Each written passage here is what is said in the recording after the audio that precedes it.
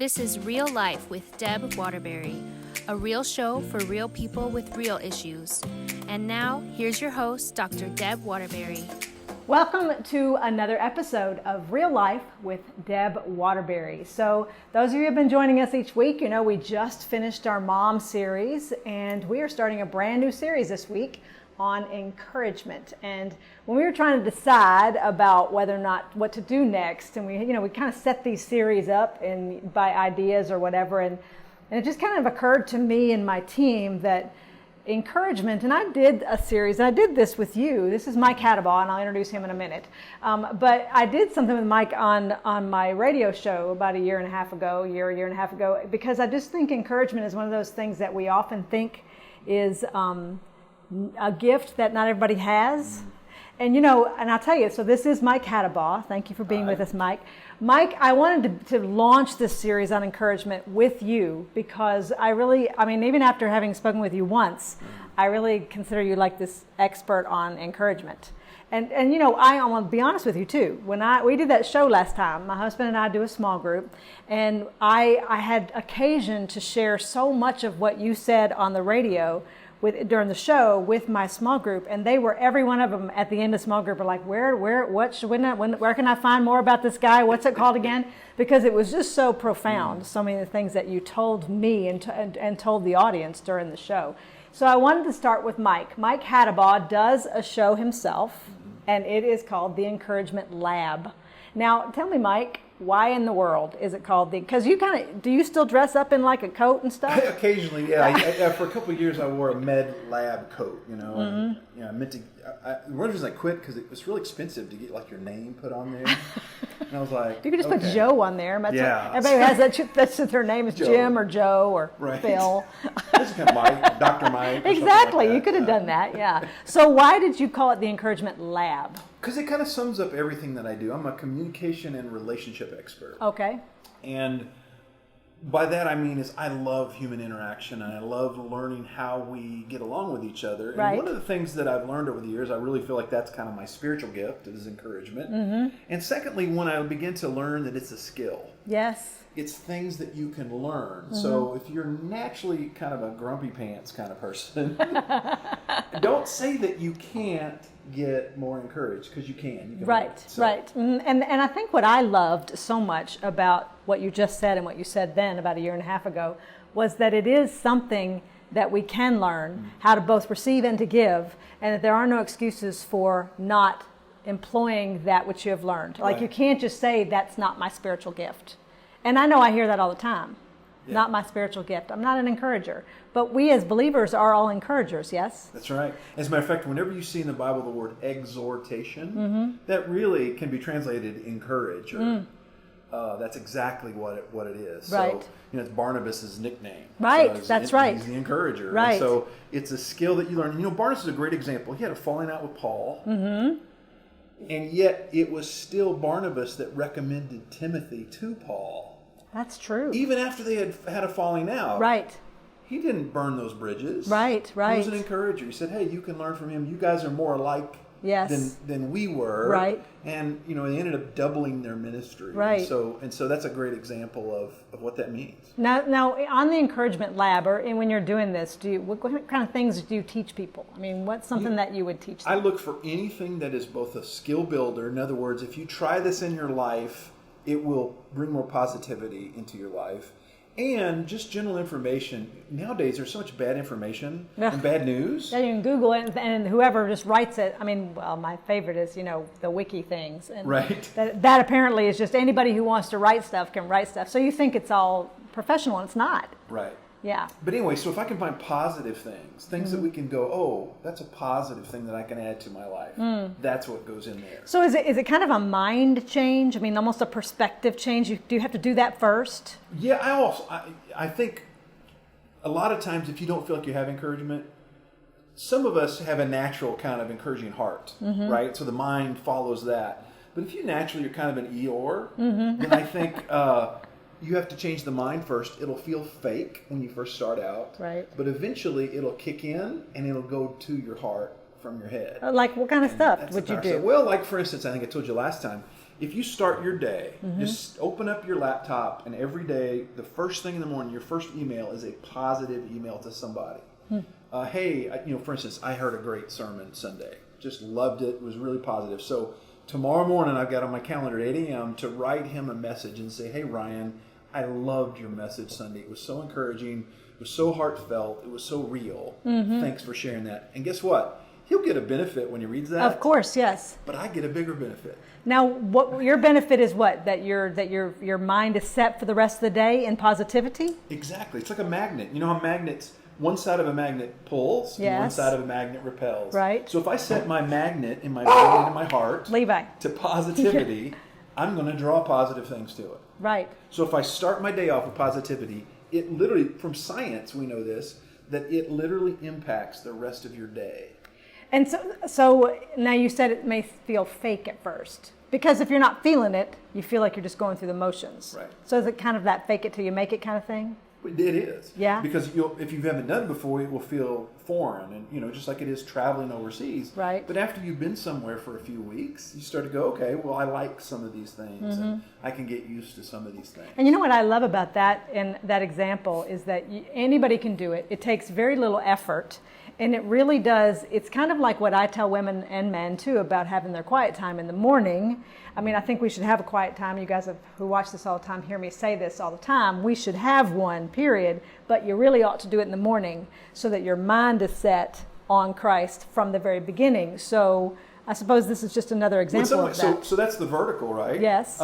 This is the horizontal. Yes. So you take the vertical, your quiet time, if you're already doing that, and just add the horizontal and go, so how can I take that positivity I've got from God and now transfer that to other people? And that's really, that's kind of my passive-aggressive way I deal with this, is that this radio show I do is a secular radio show. It's on it's on literally a public radio station. Wow.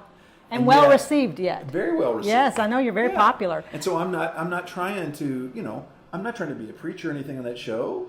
Occasionally my God stuff comes out, but it's really aimed at I'm a college professor background, so I know how to work in that world. Right. But it's really me sharing the gospel in essence with a public audience without Jesus with skin on.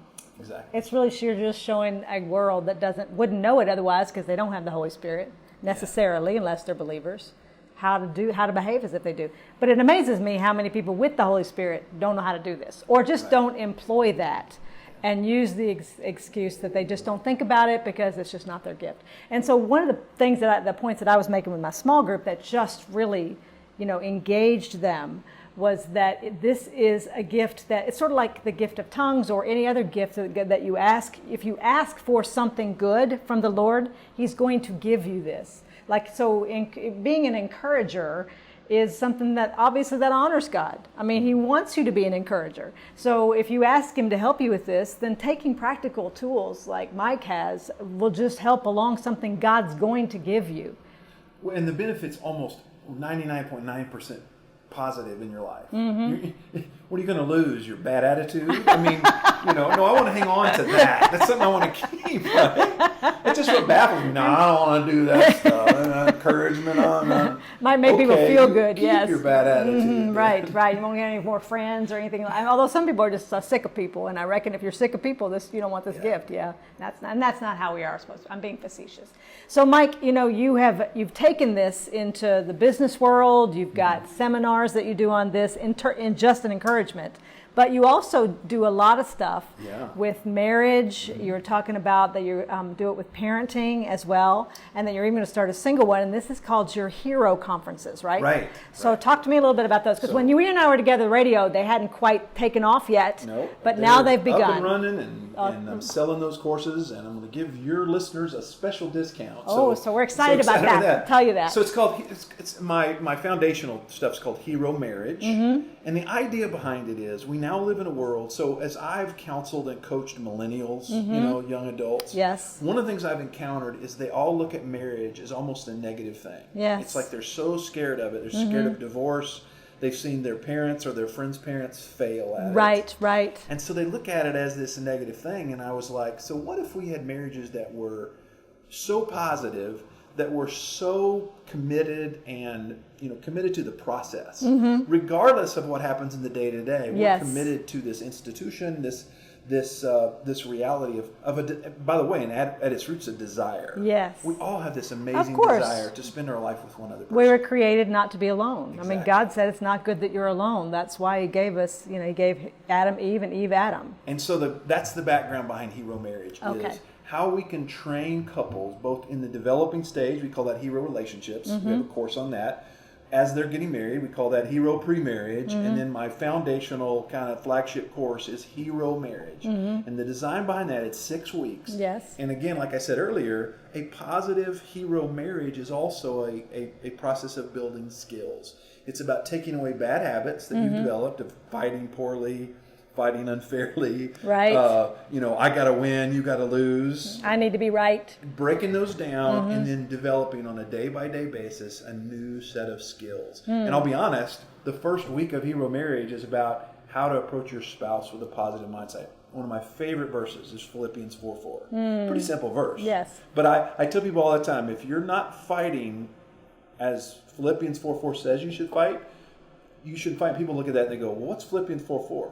It's rejoice in the Lord always. And again I say rejoice. Yes. Nobody thinks of that as that's a verse for marriage fighting.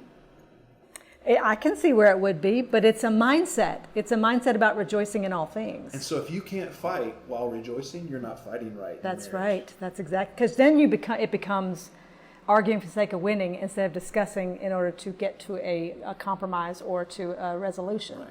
And one of the things our culture has done in America, this is Western culture, has influenced marriage and even Christian marriages so much that we believe we have, one of the terms that I don't like is the term soulmate. Because to me, soulmate says, oh, you have to love me. Right. You have to, I don't have to. And there has to be something that links your soul to mine. So I can be grouchy and gritty and Eeyore and I can just be negative all the time and you have to still love me. Right. No matter what. But what hero marriage says is that over time that's going to break down. Right. So how can you love each other? So like I said, I don't like that mindset. That's not biblical, first of all. Right. And Christians will say, oh, well, God put us together, therefore we have to tolerate each other. Such a that goes right back to the whole encouragement thing and that mindset. That's just, it's an incorrect beginning. Right. It's an incorrect foundation from even a standpoint of encouragement and positivity. I mean, it negates the whole thing. Yeah. So do you use a lot of the same kinds of things like in your encouragement lab? Do you find that infiltrating much of what you do in the hero courses? It's all, I'm really one person. I have several different avenues that I do the same thing. Right. But this one is more focused because ultimately all communication is about relationships. Yes, absolutely. But marriage is about the most intimate of relationships. And the most difficult because you're with that person. Right. You can't get away from them. Right. And so that's ultimately where we have to model it the most. Right. And it's not by accident that, the biblical model of Christ and the church is marriage. That's right. The bride and the groom. And so they have to learn how to, Jesus does it perfectly. Yes. But the church is constantly having to relearn how do I love Christ and deserve what he has given to me. That's and very that's to me good. the ultimate. So great marriages are two couples that don't, both of them don't believe they deserve their spouse. Very good. That's if you can excellent. live in that world, it's a great marriage. Which means that you really are going to have to come from a standpoint that's not self, that is not self-beginning, that really is God-beginning, and that whole idea of what having a positive mindset is from a God perspective. Yeah. Because there's no way you're going to be able to look at a spouse that you think is, acting like an ape or whatever, and think that I don't deserve that. Because often you're thinking, you're right, I don't deserve that, I deserve something better. It's a mindset. Your mind has to get off of self and come from a God perspective. Don't you think that's true? Very much so. You want a biblical example of that is, I do a lot of marriage coaching and counseling as well. I do it online and face-to-face. And one of the things I say all the time is, it's amazing how many times married couples come to me and they both think they're Hosea. When in reality, you know what? They're both Gomer. They're both Gomer, yes. Yeah. And so that's my thing is if we both came at marriage and said, gosh, I don't deserve this partner. I'm Gomer. Right. I don't deserve this relationship.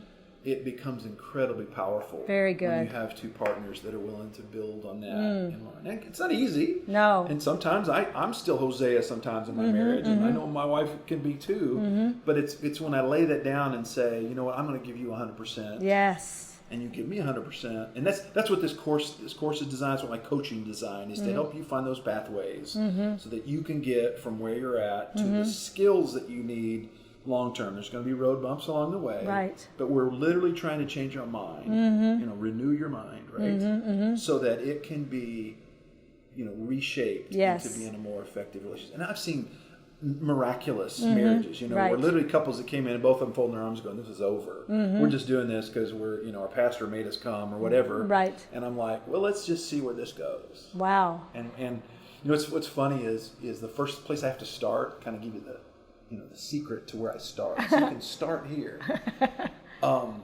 is bitterness. Oh, because isn't that just the root of the problems in all of our relationships, but in particular in marriage? And it's like putting on paint.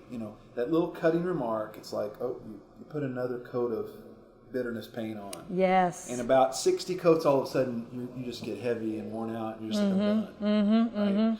So what's really hard, though, is couples will come in, and one of them maybe has been unfaithful or, at least emotionally unfaithful. Right.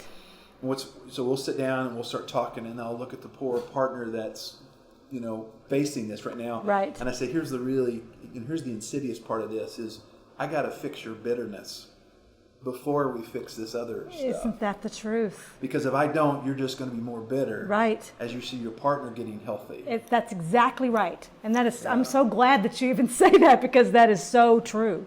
And so, I don't want to give too much away from that, and we're running out of time, so I want to move this right, and then I want you to talk a little bit about the discount and when they can sign up for this. Okay. Although all this information will be on the website. If you just look underneath the video right now on YouTube or on my website, either way, you're going to be able to see every way you can get in touch with Mike and sign up for this. But he is offering those of you who give the secret code that you only find out on my show, 75% off. I mean, 75%. That's like a killer deal. Women, we would buy anything anybody was selling if it was 75% off.